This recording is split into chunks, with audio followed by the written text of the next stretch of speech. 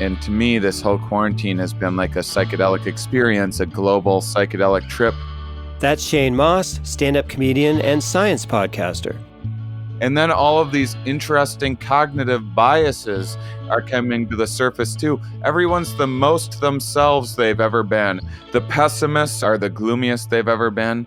The optimists are seeing the most silver linings. And like the conspiracy theorists are the most conspiratorial. Oh my gosh, 5G network and causing this virus because I don't understand the difference between correlation and causation.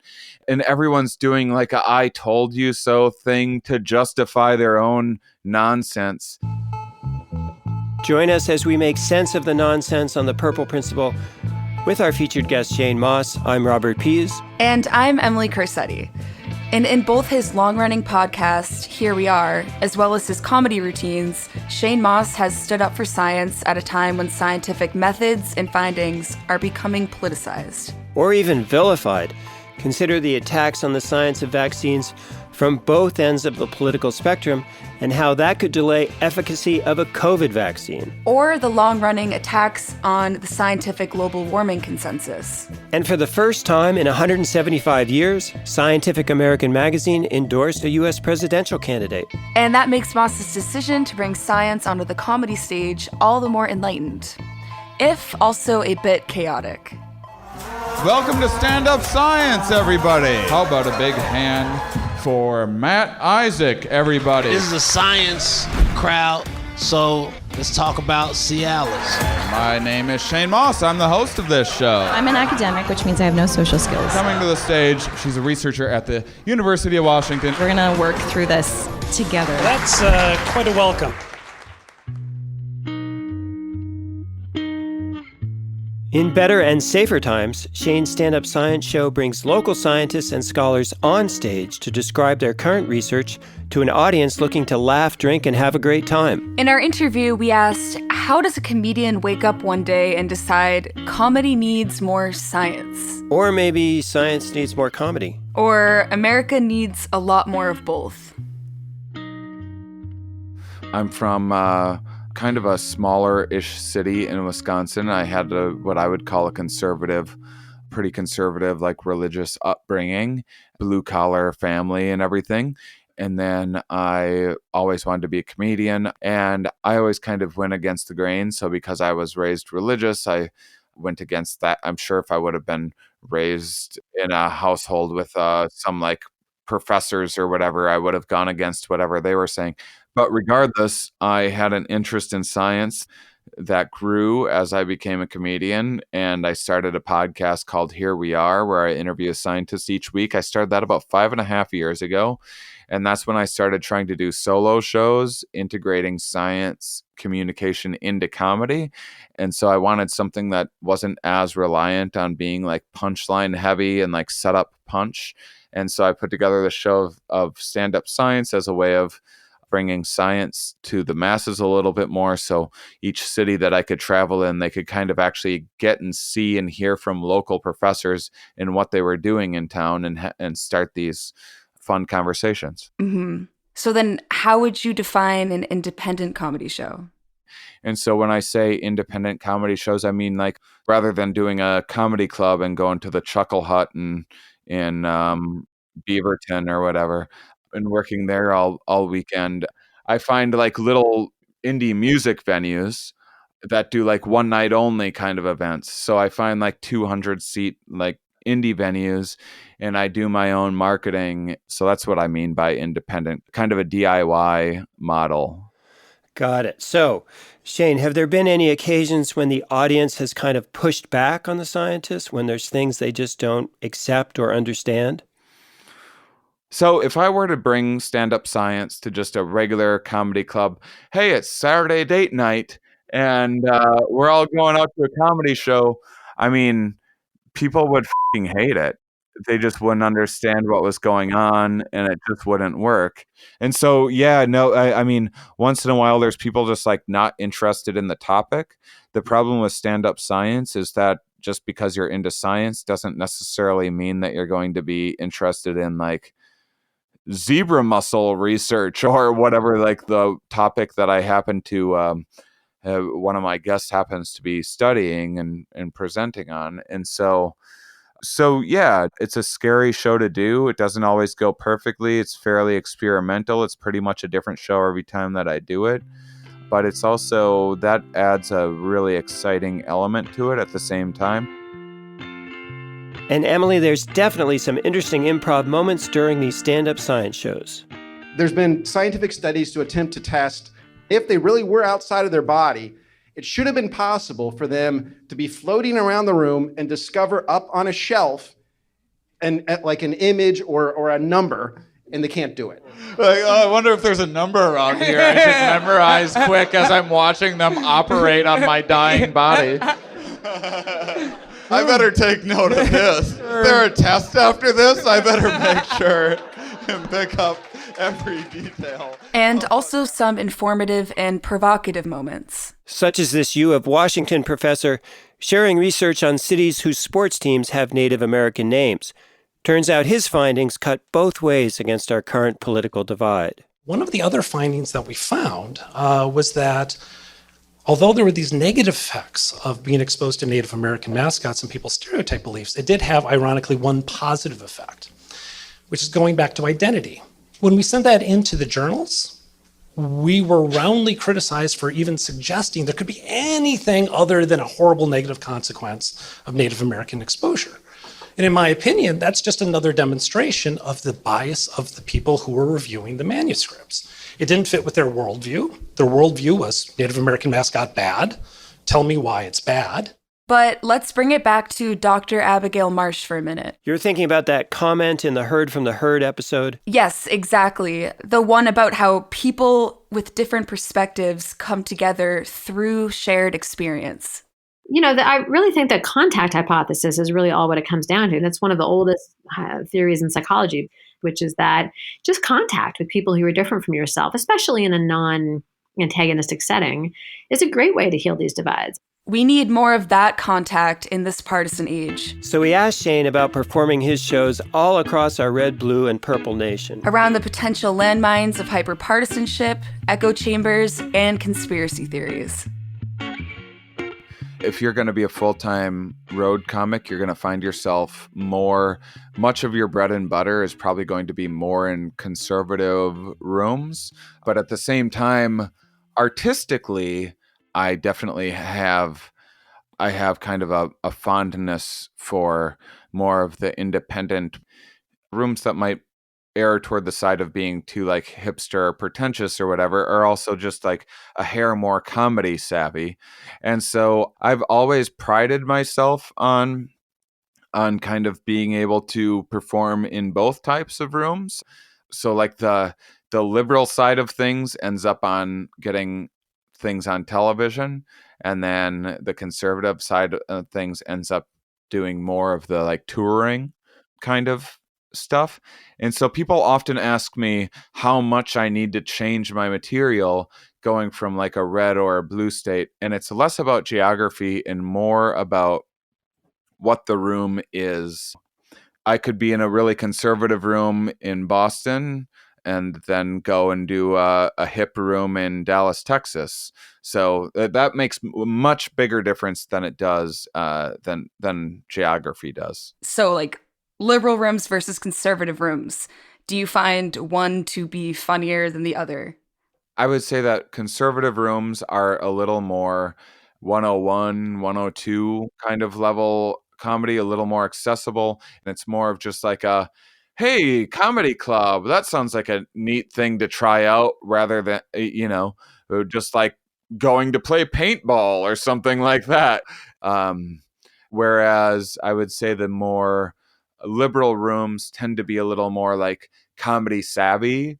Just like if you don't ever listen to music, you're fine with listening to the oldies and the classic rock mix that you grew up on. And if you listen to music all day long, every day, you're constantly going to be on the lookout for the new hip bands and the people doing these more subtle things. What about independent voters who aren't purely conservative or liberal, or moderates who kind of fall in the middle? Is there anything funny about them? Well, I mean, first off, much of comedy is like taking things and making them like really outrageous.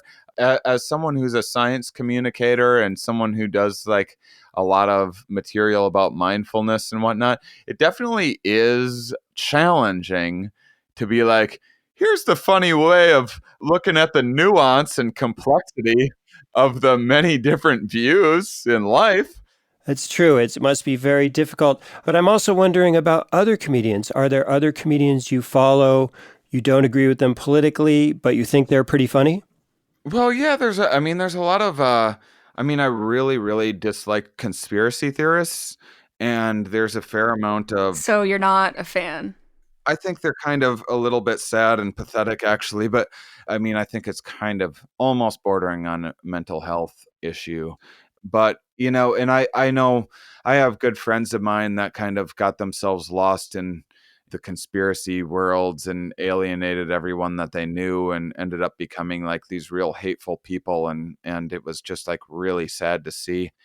But there's a lot of like people that are very, very funny that are into conspiracies. I mean, comedians are by and large have these personality traits of usually they're pretty intelligent, usually they don't have a classical education, and so they haven't been taught, say, like I mentioned, correlation versus causation. And so just like simple things like that like a 101 science class could have easily saved you some real embarrassing ideas. And comedians also have a fondness for really novel ideas, and it's fun to like think that you're the only one that's figured this thing out about shape-shifting lizard people or whatever. And so you have the wrong mix of those otherwise really admirable, useful, great traits, and you have yourself conspiracy theorists, and it's unfortunate. Do you ever filter things out because of the heightened sensitivity that's going on today? Or do you just kind of do what you want to do? I mostly do what I want to do. I'm here in Wisconsin right now, and like I said, I had a conservative upbringing, and I have a lot of respect for many conservative beliefs, but I think that I personally don't I think Donald Trump is a con man. I think that he would be a Democrat if it got him the votes, and so I think that the Trump thing is a different thing than political affiliation. And so that's my own bias. And so as much as I'm for everyone getting along and no one having these in and out group biases, like life's short and I don't have the time to be bickering with a bunch of Trump supporters. And so I can't put no Trump supporters allowed in my shows, but I can put the word science in the title, and it seems to do a pretty nice job. But we should be grateful that we now live in a country where we're allowed to openly criticize the president of the United States, because that was something that used to be a lot more controversial than it is now. And, whatever party, if Joe Biden wins this next election, you better believe that I'm going to be critical of whatever president is in charge. Well, that leads to a question we ask every guest on the show. Our country is really more a mixture of red and blue, and our audience is primarily independents. Can you show us a little bit of purple by pointing to a prominent Democrat or Republican candidate or position that you either respect or support? No one in particular stands out in terms of individuals. I will say that I've always thought that it was that the idea of having a president and one party at a time trading who gets to like take the reins for a while has always seemed silly to me. I've never understood why it's not more of a panel or something like that. And I don't know why there isn't someone representing several different parties kind of in charge at the same time. And the idea that one individual checks off all of your boxes has always seemed crazy to me. The idea that because I think one way about abortion, I need to think this certain way about the economy, and I need to think this certain way about freedom of religion in this certain way about drugs. Well, you sound like an independent. Yeah, I mean, I don't know. Again, I think that we ought all like to say that I like to think of myself as this independent, free-thinking person, free of biases and and whatnot. And I just can't rightfully, confidently say that I am. I'm sure I have just as many biases as every other human out there. So we're getting close to an election, and presumably people are going to be a little touchy and sensitive the closer we get to November. And if you're performing, are you going to stay away from that topic, or are you going to try and make people, laugh into it a bit? When I say I don't talk about politics on my show, I mean I don't talk about politics in the way you'd talk about politics on the news. I talk about politics in terms of, say, the genetic underpinnings that lead to personality differences, that lead to these political predispositions for things. So I'll talk about something like that that's a little bit outside of the norm. Or, I just had someone on, Deborah Lieberman and Carlton Patrick, talking about their book Objection, Disgust, Morality, and the Law. And it's all about how our evolutionary mechanisms meant for disgust so that we avoid eating the wrong things have kind of been built on top of for our and used to assess our moral judgments. So we have this, once you have built this capacity for disgust, then you can use it to persuade people in a political climate. So I dig into some more of the subtle nuances if I am going to touch politics at all. That's interesting, Emily. Right there, Shane brought up one of the key points neuroscientist Jay Van Bavel made in our Brain on Partisanship episode. About the surprisingly biological foundations of political belief. The genetic stuff, I think, is really compelling. And I remember the first time I heard about it, I was shocked. It changed how I thought about politics. What they find is that identical twins are dramatically more likely to have the same political preferences. And so what that says is that politics, our policy preferences and political preferences, are heavily shaped by our genes. In fact, if you took an identical twin and just, from a Democratic family and separated them at birth and raised another one in a Republican family, those twins would still be very likely to share the same politics. Maybe it's not so surprising that Shane would be familiar with this research. He's been interviewing a wide range of scientists on his podcast for 5 years now. Professor of psychology at the University of Minnesota, Colin D. Young is joining me today. I am a pediatric occupational therapist. Professor in the School of Sustainability at Arizona State University. Nina Pfefferman. I'm a professor in both the departments of ecology and evolutionary biology and mathematics at University of Tennessee in Knoxville. Here we are. In this final part of the interview, we hear from Shane, who is, remember, a stand-up comedian by profession, about the respect he has for good science and scientists, whether they're famous or not so famous. One of my favorite things about my science podcast is I figure out how wrong I am all of the time. Man, I can go into an interview thinking that I'm an expert on a subject, and then I talk with someone who's an actual expert, and every assumption that I have, they go, oh, actually, there's this other way of looking at it. And then I get to feel, I get to be corrected and see how wrong I was, which is a privilege. What do you think about that then in terms of politics? Because on this podcast, we talk about that, none of us know everything and we all have different viewpoints.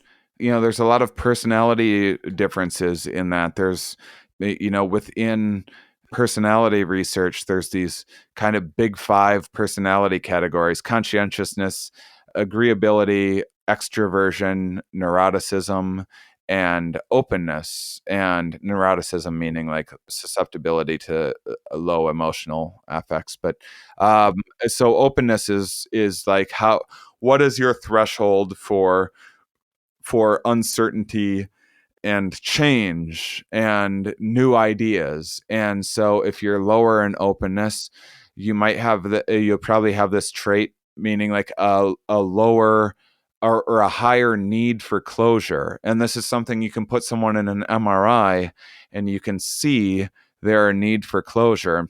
And so a lot of this stuff is less politically charged and more just like personality traits. And then at the same time, I'm a low conscientious individual who right now is looking at maybe the messiest room the world has ever seen. And I'm bad at scheduling things, and I forget stuff, and I screw things up. And so, it's hard for me to necessarily judge someone for having this need for closure, which, by the way, is a little higher correlated with conservatism. And it's hard for me to feel smarter than anyone when I just look back on my life and see just how much I've messed up, like, over and over. And so I definitely don't think that I'm smarter than anyone. The only thing that I think is smart that I do is trying to acquire more knowledge. And sounds like your podcast, Here We Are, is a great way to do that. Do you have a favorite guest or two who just kind of blew you away with some insight? Robert Sapolsky is probably my favorite scientist ever, and I think that the world would be a better place if people got into his work. And he especially does a lot of stress research stuff, which is as relevant and important now more than ever. And I had this woman, Nina Pfefferman, who is a theoretical mathematician, spent a career theoretically modeling pandemics, and is now an applied mathematician, as there's a real pandemic to work on.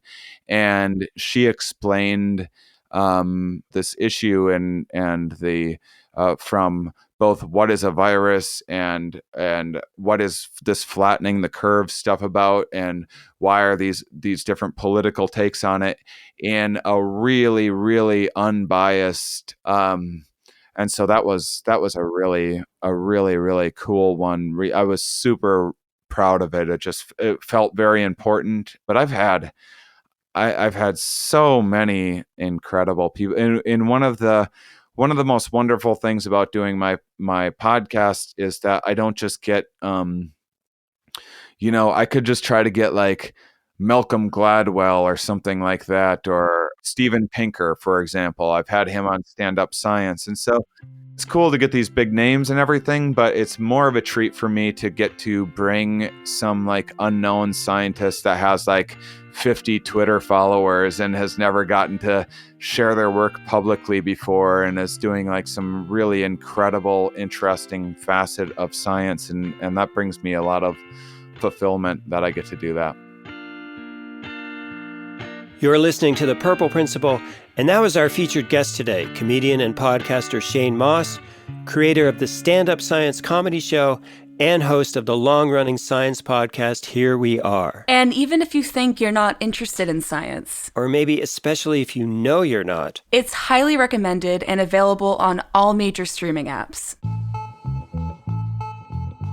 Next up for The Purple Principle, we'll look at two cases where nonpartisanship takes on hyperpartisanship in this 2020 election. Featured guest David Krukov is running as an independent for Congress in Washington, D.C. Without much hope of winning a long-held Democratic seat, but to highlight a nonpartisan solution for the 500,000 U.S. citizens of D.C. who do not have, and have never had, a voting representative in the U.S. Congress. In addition to running for delegate, which is the Congress position of the District of Columbia, which is a non-voting position, I am the leader in many respects of the retrocessionists. So I'm the creator of something called Douglas County, Maryland, as the future of the District of Columbia. And we'll take a close look at ballot question 2 in the great and highly independent state of Alaska. This is very likely the most ambitious attempt at electoral reform in U.S. history. This includes opening primaries to independents, instituting top 4 ranked choice voting, and creating campaign finance transparency. We'll be speaking with the campaign manager, Shay Siegert, about what's at stake, not just for Alaska, but for the rest of our not-so-united states. We can't make this ballot measure about a certain party. We can't make this about a certain politician, because it's simply not. Its genesis was, how are we going to provide the best election system to the Alaska voter? How are we going to provide Alaska voters with the most voice, the most choice, and the most power? And we found that open primaries and ranked choice voting and financial disclosure was that way. And the parties coming out against us just kind of proves, case in point, that they really don't want to give up this power. Join us on the Purple Principle as we take a 360-degree tour around partisanship, asking these questions: how did we get so partisan? How could we get less partisan? And can independent-minded Americans in D.C., Alaska, and points in between help heal the divide? This is Robert Pease for the Purple Principle team. Emily Crissetti, staff reporter. Kevin A. Klein, audio engineer. Janice Murphy, marketing and outreach. Emily Holloway, research and fact-checking. All music on today's episode was composed and created by Ryan Adair Rooney. There's more info and connectivity via social media and on our website, purpleprinciple.com.